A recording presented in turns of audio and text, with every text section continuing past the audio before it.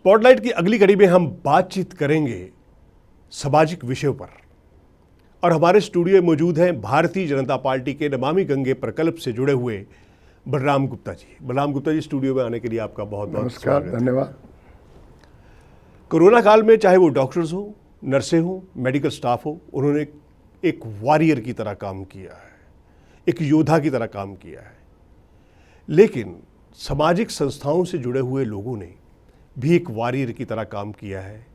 जब मजदूर नंगे पांव चल रहे थे, अपने घरों को लौट रहे थे, किसी ने एक अपने सूटकेस को ही बच्चों का बिछौना बनाया हुआ था। बहुत ही मार्मिक दृश्य देखने को मिल रहे थे और ऐसी स्थितियों में कोरोना से जूझने वाले लोगों ने उन तक मदद के लिए अपने हाथ पहुंचाए, राशन पहुंचाया, भोजन के पैकेट पहुंचाए और यहाँ तक कि सैनिटेशन का काम भी उन्होंने स्वयं किया। बलराम गुप्ता जी भी ऐसे ही योद्धाओं में से एक है।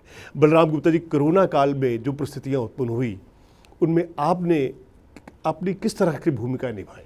देखिए, कोरोना काल में, और आज भी हम कोरोना काल ही मान रहे हैं, हम आज भी वही कर रहे हैं जो हमने उस टाइम किया, और उसको हमने जाति, धर्म या पॉलिटिक्स से परे हट के जी, मानवता के नाते हर वर्ग के व्यक्ति को जैसी जो ज़रूरत थी, या जो अधिकारी थे, हमारे कोरोना योद्धा थे, डॉक्टर्स थे, एमसीडी कर्मचारी थे, डेंगू मलेरिया के लोग थे, दिल्ली पुलिस, तो हमने उन सबका भी सम्मान प्रत्येक सप्ताह करते थे, और जो वाकई डिजर्व करते थे उनको हम विधिवत सम्मान करते थे जी। और अपनी विधानसभा शालीमार बाग ही नहीं, अभी तो पूरी दिल्ली में हमने राशन वितरण पहले दिन से शुरू कर दिया था।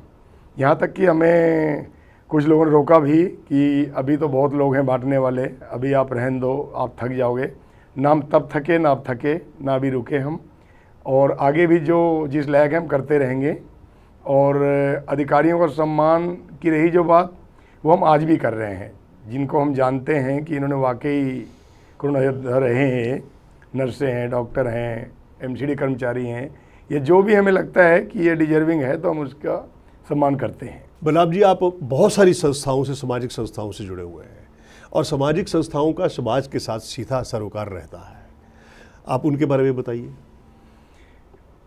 वैसे तो वाकई में बहुत सारी सामाजिक संस्थाओं से जुड़ा हुआ हूँ, परंतु हमारी एक संस्था है कन्यादान ट्रस्ट जी, जिसका मैं राष्ट्रीय अध्यक्ष हूँ, और सर्वज्ञ बाबा हैं हरगोविंद गुप्ता जी, वो मेरे साथ मिलजुल के इसको अंजाम देते हैं, इस ट्रस्ट को सफल बनाने में। जी, इसमें हम लोग जो समाज में गरीब कन्याएं हैं वैश्य समाज की जी, उनके लिए हमारा लाडली तुम्हारी विवाह खर्च हमारा, ये हमारा नारा है कन्यादान ट्रस्ट का। और कोई भी ऐसा परिवार है जो अपने बच्चे के लिए वर ढूंढ लेता है परंतु शादी करने में सक्षम नहीं होता, उसके लिए हम अपनी तरफ से जो भी हो सकता है, जो भी क्या, सब कुछ हम ही करते हैं, और 2-4 जोड़ी इकट्ठे करके हम उनका विवाह करवाते हैं। और विवाह के बाद भी हम उस बच्चे को कोई तकलीफ़ हो, कोई परेशानी हो, उसमें भी इन्वॉल्व रहते हैं हम लोग। हम कभी जो हमारे द्वारा विवाह हुआ है उसको कोई संकट आए, उसमें हम हमेशा खड़े रहते हैं। भारतीय जनता पार्टी जो है वो लंबे अरसे से, कई वर्षों से राम मंदिर निर्माण उनका चुनावी मुद्दा रहा।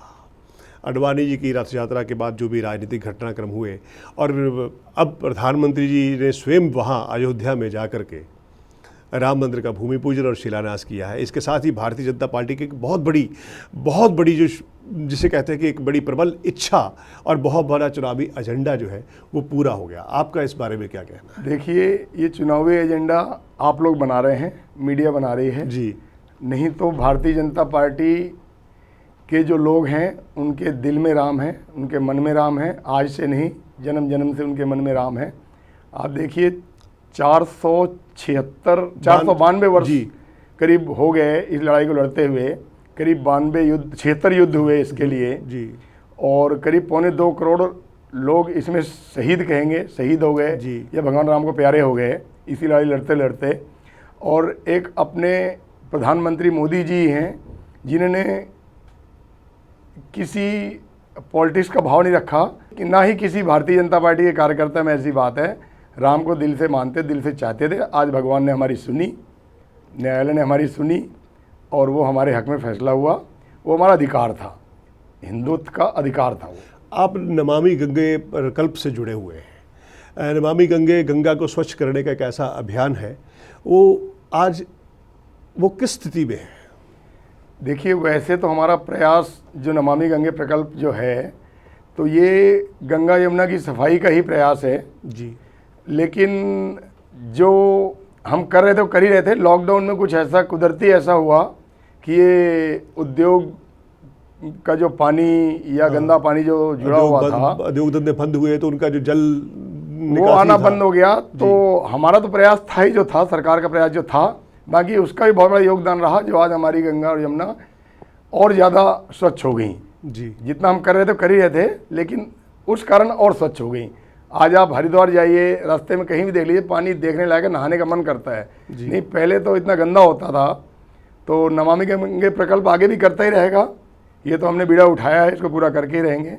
देखिए, गंगा यमुना को स्वच्छ करने के लिए केंद्र और राज्य सरकारों का आपसी सहयोग होना बहुत ज़रूरी है।